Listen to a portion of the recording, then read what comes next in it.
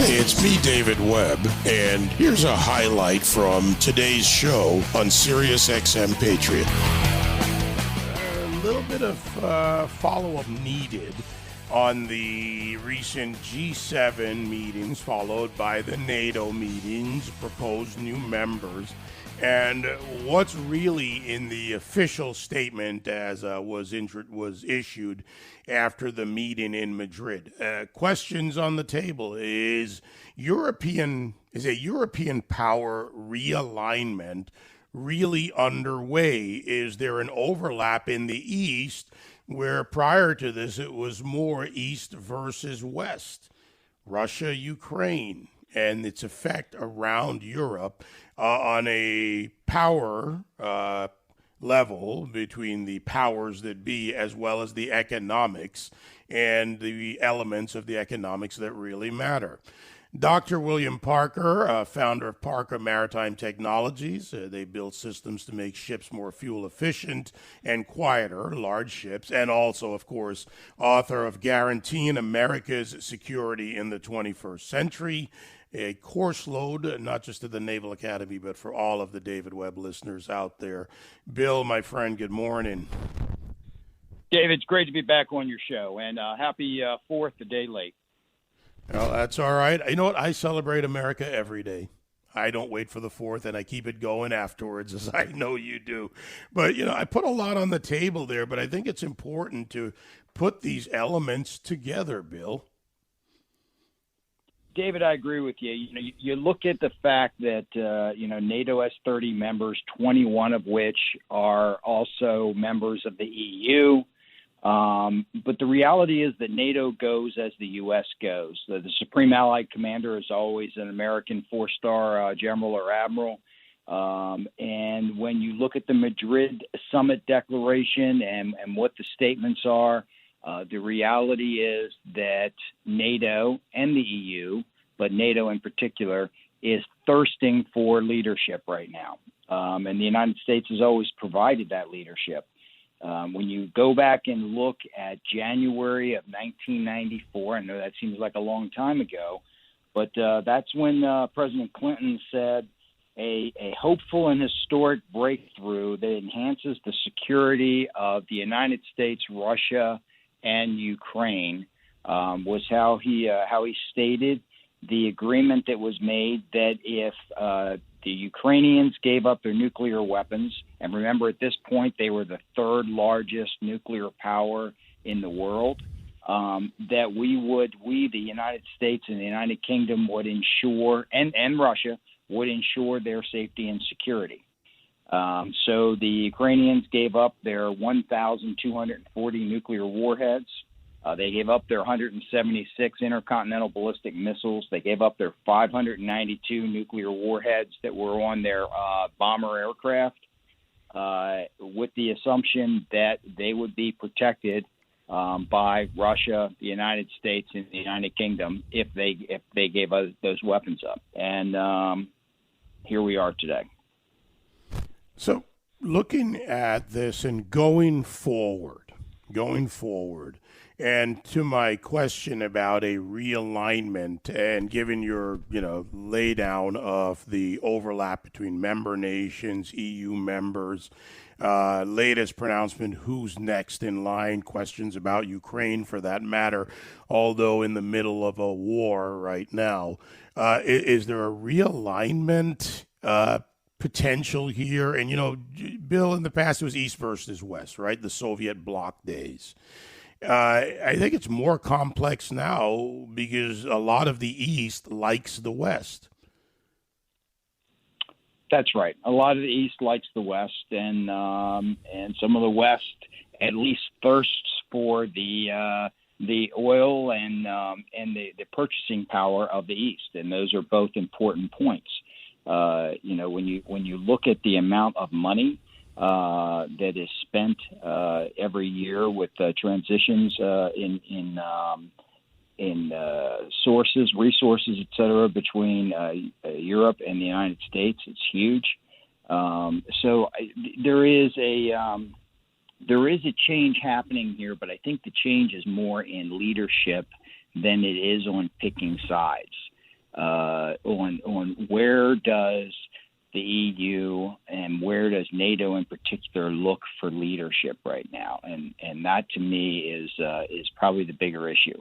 But there's also, NATO right now looks at who are its largest militaries. The United States by far is number one. Turkey is number two. And when they look at actions being taken, yes, a lot of countries are providing weapons and are providing support in other ways. But to date, the drones that have been sent into country that are actively supporting events there on the ground, certain missiles that have been sent in to protect the Ukrainians where they can. Much of that is happening from Europe itself. Not necessarily a bad thing at all, but certainly if Ukraine is going to survive and is going to survive the next couple months, then something more than just providing arms is going to have to happen. All right, as far as the no, go ahead. Finish your thought. As far as the alignment goes, though, I think you are going to see a growth in NATO. I think you are going to see potentially Turkey being pulled into the European Union, something they've wanted for a very long time. I also think that you are eventually going to see here an adjustment in leadership in NATO if things don't change here in the near future. There's so much here. I actually have about 5 different ways, questions in the form of a question, of course, with this. And, to your points about the need for leadership requires real-world support. And as you mentioned, when it comes to NATO, we are not only just the leadership, we are the resources. And arguably now, or understandably now, especially with the economics of the world the way they are here in the United States, talk of recession, lots of other issues, Americans are asking the question, why are we the resource? Why are we always the resource? And when will other nations step up? The Trump administration pushed for NATO members, not just to pay their fair share, but to put in their resources, and that has gone away.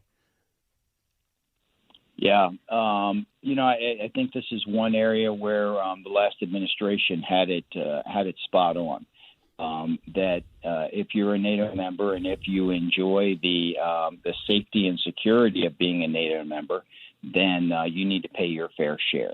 And that wasn't happening. And then within paying your fair share, what is that money being spent for? Not to send members to college, et cetera, but to actually spend money on arms, ammunition, and being able to put warheads on foreheads. And that did change under the last administration, and I think that pendulum is swinging back a bit now. But certainly there needs to be a requirement for all of NATO to pay their fair share, no doubt about that. There's also the reality that $7 trillion of commerce takes place between the U.S. and the European Union. That's a mighty large number. And so when you look at it just from a financial perspective, there's that relationship as well. And as we mentioned earlier, 21 of the 30 members of NATO are also members of the European Union. So there is this dual relationship that is important here. My guest, Dr. William Parker, founder of Parker Maritime Technologies and author of Guaranteeing America's Security in the 21st Century. To our security going forward, you mentioned Turkey earlier, Bill, and I got to tell you, that's one area where I can never seem to get a clear path forward. Does Turkey turn westward to NATO? Does Turkey turn, its eyes towards the Middle East? It's that bridge, and as you say, then in effect, accurately, the second largest military. So Turkey is complex, to say the least. Turkey, in my opinion, is maybe the most complex player, even beyond Russia. And I say this because if you're President Erdogan and you're sitting in the Capitol right now and you look around, who's around you? You've got Russia, you've got Iran, you've got Azerbaijan, you've got Armenia, you've got Syria. That's a pretty tough neighborhood. Syria with massive refugees out of the war coming up into Turkey, and Turkey having to deal with the refugee issue. Iran speaks for itself and the complexity there. There's been over 100 years of complex issues between Turkey, a Muslim country, a westernized but Muslim country, and Armenia. So that border has been closed for a very long time. So if you want to get into Armenia, for example, you can't fly directly from Turkey. You have to go previously you had to go into Russia and then fly into Armenia from there. So it's a very complex neighborhood. And then add to that the fact that the Russian ambassador to Turkey is executed on public television by a security guard, Turkish security guard. As soon as that happened, the first phone call that Erdogan gets after his security people inform him of this, of course he's watching on television, is from Putin, who comes on and says, "We're still close friends. Don't worry about that. Those things happen." That's quite the statement to be made after your ambassador is executed. So it is complex, but at the end of the day, it is certainly clear right now anyway that Turkey has leaned into its NATO membership, which is a good sign, and we need to ensure that we continue that relationship in positive ways we can. You also have the concern. Yeah, if I could just say, Dave, you also have the one concern here that Afghanistan, when we left there with this debacle the way we left a lot of complex equipment behind, and a lot of costly equipment behind, not to mention all the people and their misery. And so when that was done, and then you compare that to Ukraine today, we do need to make sure that if Ukraine falls, that we don't have a lot of complex and expensive equipment in there too. But there's no reason for Ukraine to fall. And the reality is, had we made them a NATO member, and I said this on your show way before the invasion from Russia, had we made them a NATO member then, I do not believe that this attack would have ever happened. Staying within Turkey for the moment, and economics, right? The foundation of any nation. You can afford all else when your economics are good. Turkey's inflation, 80% in June, highest level in, I believe, a decade plus or more.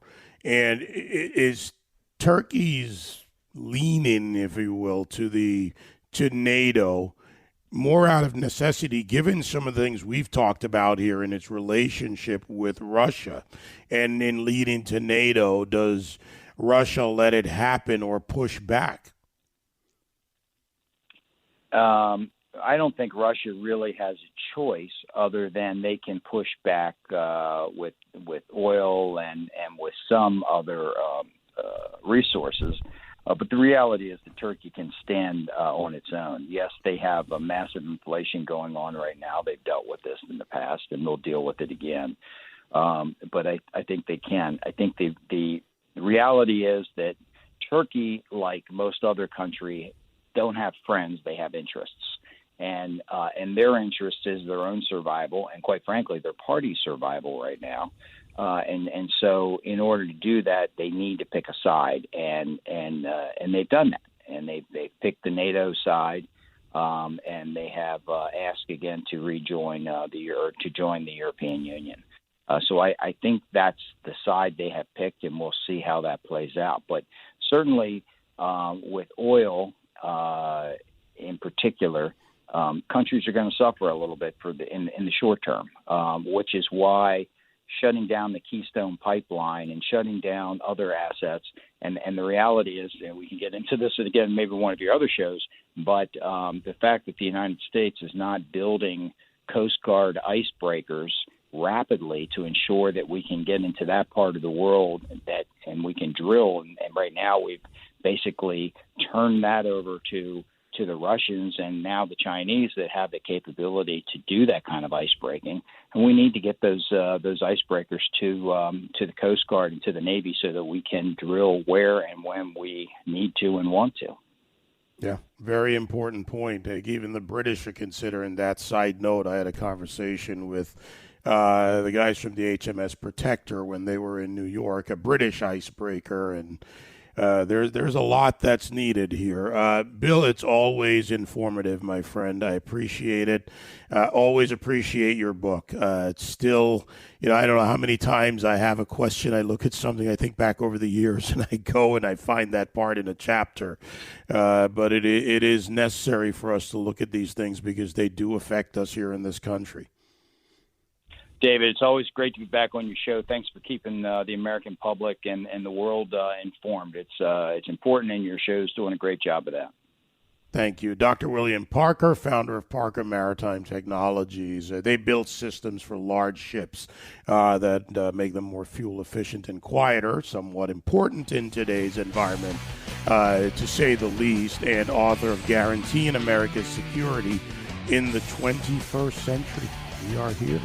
We are into it, and we have to guarantee it as Americans. Thank you, Bill. You can join me live on the David Webb Show Monday to Friday, 9 to noon East on SiriusXM Patriot 125.